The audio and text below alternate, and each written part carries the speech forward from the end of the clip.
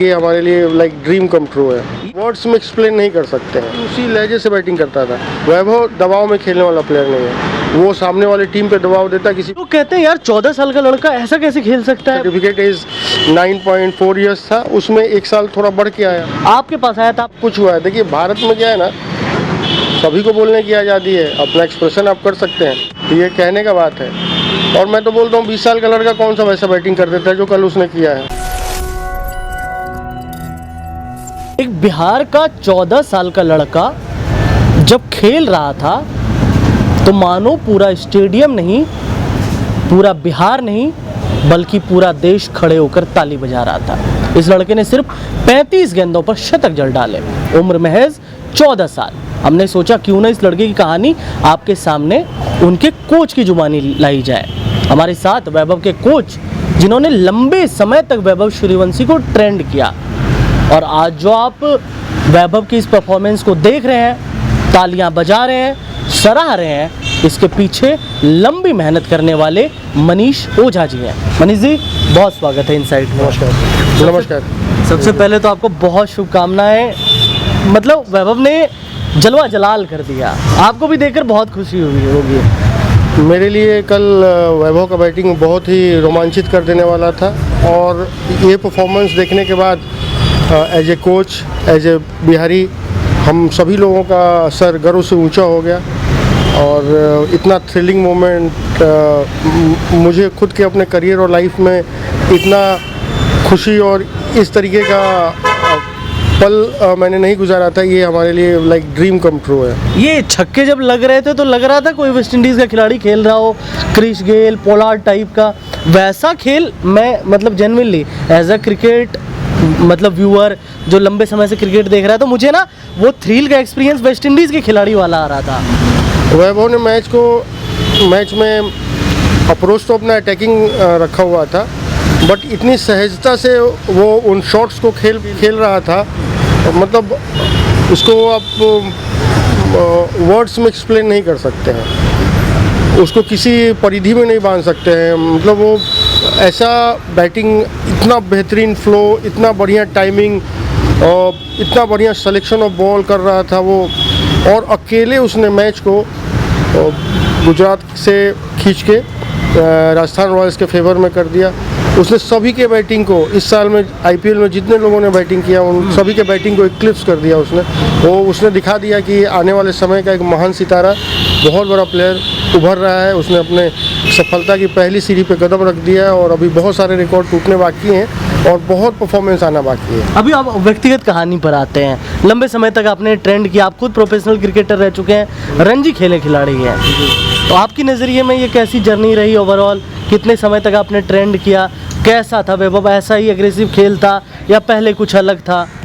देखिए वैभव सबसे पहले मेरे पास 8.5-9 साल की उम्र में आया था। उसके पिताजी लेके आए थे, तो वो मेरे पास जेनेक्स क्रिकेट एकेडमी में पर्सनल ट्रेनिंग लेने आया करता था। शुरुआती फेज में बाकी बच्चों की तरह था, थोड़ा देखने में प्यारा, खूबसूरत बैटिंग स्टाइल दिखता था। धीरे धीरे उसके शॉट्स पे काम हुआ, बहुत सारा बेसिक टेक्निक्स पे काम हुआ। एक बार बेसिक ठीक हो गया तो फिर उनके शॉट एग्जीक्यूशन पे काम हुआ, फिर उनके स्ट्रेटजी प्लानिंग पे काम हुआ, टारगेट सेटिंग के साथ उनके बैटिंग को निखारने का प्रयास किया गया। वैभव में सबसे बड़ी खासियत थी, एज ए कोच हम लोग बताते तो सभी को है, बट वैभव की यूनिक कैपेसिटी, क्वालिटी बोलिए कि वो क्विक लर्नर है और गजब का प्रतिभा है। उसको कोई नया चीज़, कोई नया टेक्निक, कोई नया प्रोसेस को दीजिए तो इमीडिएट अडॉप्ट करता है। और बहुत सारे प्लेयर क्या है कि प्रैक्टिस में तो अडॉप्ट कर लेते हैं पर मैच में जाके उसको एग्जीक्यूट नहीं कर पाते। पर वैभव और हर जगह पे, जैसे उसको प्रैक्टिस में जितनी जल्दी उसको अपने में अडॉप्ट करता था, एग्जीक्यूट करता था, in the same way match में भी जाके उसको एग्जीक्यूट करता था। लाइक उसके बैटिंग में वेरिएशन नहीं था, यानी सपोज उसको कवर ड्राइव मारना है, कट मारना है, लिफ्ट शॉट मारना है, तो उसको प्रोसेस आप टेक्निक बताया, उसकी तैयारी कराई, उसके बाद वो नेट्स में गया, बॉलर्स को खेला, तो वहाँ भी उसी लहजे से बैटिंग करता था। और यदि आप मैच में भेजेंगे, जैसे मैच स्टिमुलेशन होता था, टारगेट सेट करके मैच इन्वायरमेंट में उसको बैटिंग दिया जाता था, वहाँ पे भी वो वैसे ही करता था। और जब मैचेस में उतरता था, मैं तो बोलूँगा जितना बताया जाता था उस एक्सपेक्टेशन को एक्सीड करता हुआ और 2 कदम आगे जाके वो परफॉर्म करने की काबिलियत धीरे धीरे उसने अर्जित की। और mentally is very sound, very tough and very clear कि उसको क्या करना है और गेम को कैसे अप्रोच करना है और सामने का जो बॉलर है उस पर कैसे अटैक मोड में जाना है, कैसे उस पर हावी होना है। वैभव दबाव में खेलने वाला प्लेयर नहीं है, वो सामने वाले टीम पे दबाव देता है, किसी बॉलर को हावी होने नहीं देता।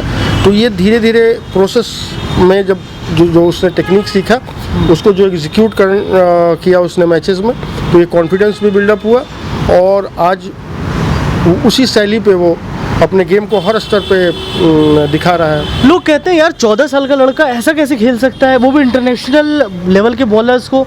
उम्र को लेकर बहुत बात होती है वैभव की।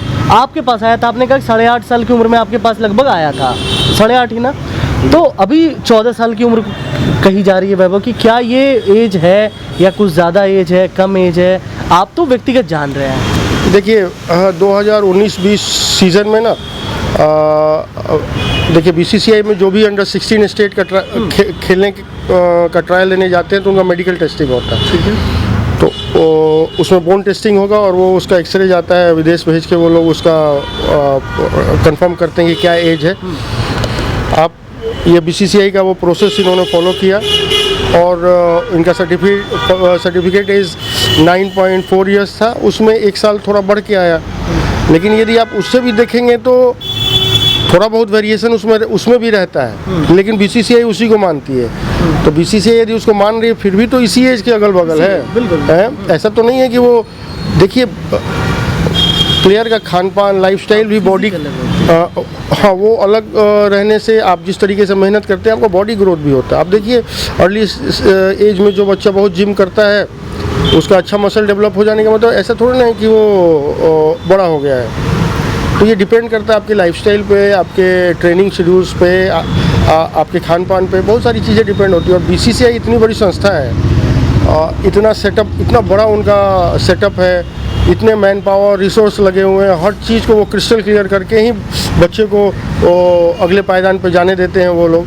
तो ये बीसीसीआई के थ्रू ही ना वहाँ गया है। ऐसा तो है नहीं कि वो उठ के चला गया, कोई वेरिफिकेशन नहीं हुआ, उनके सर्टिफिकेट का वेरिफिकेशन नहीं हुआ, मेडिकल टेस्ट नहीं हुआ, सब कुछ हुआ है। देखिए भारत में क्या है ना, सभी को बोलने की आज़ादी है, अपना एक्सप्रेशन आप कर सकते हैं, पर यदि आपको तथ्यों पे जानना है तो मेरे पास तो 2018 से वीडियो है, यूट्यूब पे डाला है, उस पर तो डेट चेंज नहीं हो सकता ना। मैं आपको मल्टीपल वीडियोस दे दूंगा, आप देख लीजिएगा कि क्या एज रहा है।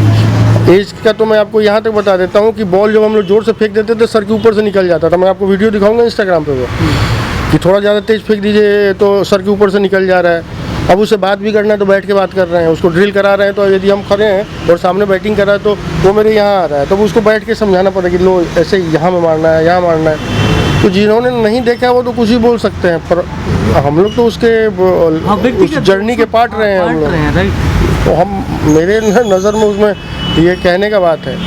और मैं तो बोलता हूँ 20 साल का लड़का कौन सा वैसा बैटिंग कर देता है जो कल उसने किया है, कल जो वैभव ने किया। बड़े बड़े प्लेयर नहीं कर पा रहे हैं। ये तो सराहना करनी चाहिए इतने छोटे बच्चे को कि आज इस ऊंचाई पे है। हम सभी बिहार के लोगों का प्राइड है, वो बिहार क्रिकेट का प्राइड है। वो मेरा कोई स्टूडेंट थोड़े ना रह गया, वो हम सभी का हो गया है। तो आने वाले समय में एक तरीके का आईपीएल का पोस्टर बॉय अभी है ही, और आने वाले समय में एक सचिन और ईश्वर करे कि विराट कोहली के बराबर जाए, तो सभी का एसेट होगा ना, वो देश का एसेट होगा। एक चीज़ और मैं समझना चाहूँगा, आप बिहार के अंदर क्रिकेट के इंफ्रास्ट्रक्चर को कैसे देखते हैं? देखिए हमारे पास बिहार क्रिकेट एसोसिएशन को मान्यता बहुत लंबे समय तक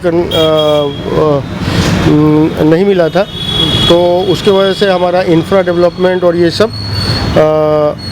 काफ़ी दिनों तक बाधित रहा।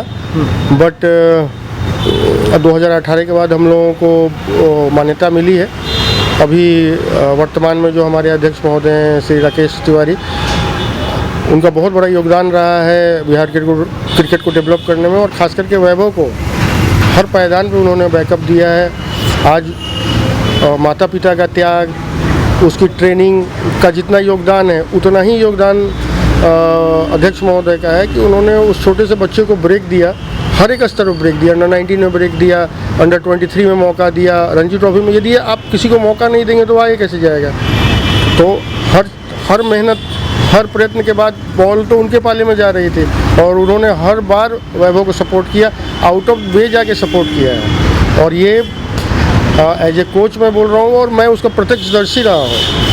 तो देखिए अच्छे अच्छे लोग हैं, थोड़ा इंफ्रा का हमारे पास अभाव है। बीसीसीआई से फंडिंग भी थोड़ी कम होती है क्योंकि हम टेस्ट सेंटर नहीं है तो कम पैसा मिलता है। तो उतने कम पैसे में बिहार जैसे बड़े राज्य में क्रिकेट को बहुत भव्य रूप पे ले जाना थोड़ा do you think there is lack of opportunities inside Bihar in cricket? देखिए किसी भी संस्था को बड़ा होने में, मैच्योर होने में टाइम लगता है। अभी 2018 में मान्यता मिली, अभी 6-7 साल हुआ है। आप देखिए मुंबई मोर देन 100 ईयर से काम कर रहे हैं, टेस्ट सेंटर है। कई ऐसे खिलाड़ी हैं, वैभव के जैसे कई खिलाड़ी हैं, अगर उनको अपॉर्चुनिटीज़ मिलेगा तो दे विल परफॉर्म वेल। अभी तो जिस तरीके का सिस्टम अभी बिहार क्रिकेट डेवलप कर रहा है, बच्चों को जिस तरीके से मैच दिया जा रहा है, जो उनके प्रतिभा को निखारा जा रहा है, मुझे पूरा आशा है कि आने वाले समय में और भी बहुत अच्छे अच्छे प्लेयर उभर के आएंगे। आज बिहार का ही ईशान किशन झारखंड से जाके खेलते हैं तो वो भी एक बहुत बड़े प्लेयर है। मुकेश कुमार और आकाशदीप वो भी बंगाल से जाके खेलते हैं, है तो बिहारी ही ना, एक सासाराम का एक गोपालगंज का है, और इतने बड़े प्लेयर हैं। तो बिहार में प्रतिभा की कमी थोड़ी ही है ना, थोड़ा अपॉर्चुनिटी का अभाव है, एक्सपोजर का अभाव है और थोड़ा सही डायरेक्शन चूज़ करने का अभाव है। और आप लोगों के टाइम से, आप जब क्रिकेट खेलते थे उस समय से अभी करंट सिनेरियो में क्रिकेट में बदला है बिहार में कुछ? क्योंकि आप लोगों ने भी तो कम अभाव में शुरू किया होगा और जो भी जर्नी रही है तो इट्स अ क्वाइट इंटरेस्टिंग। हमारे समय तो क्रिकेट झारखंड से ऑपरेट हुआ करता था। बिहार क्रिकेट एसोसिएशन पहले जमशेदपुर में हुआ करता, तो हम लोग को ट्रायल से लेकर हर चीज़ के लिए जमशेदपुर जाना पड़ता था। हमारा सारा सेंटर वहीं पे था।